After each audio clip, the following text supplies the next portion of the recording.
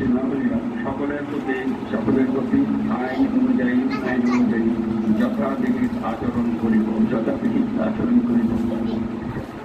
এবার মাননীয় প্রধান উপদেষ্টাকে গোপনতার শপথ পাঠ করার জন্য মাননীয় রাষ্ট্রপতিকে বিনীত অনুরোধ জানাচ্ছি।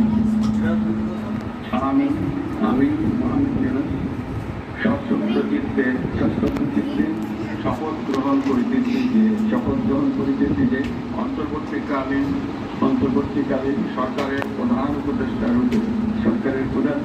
রূপে যে সকল বিষয় আমার বিবেচনার জন্য আনিত হইবে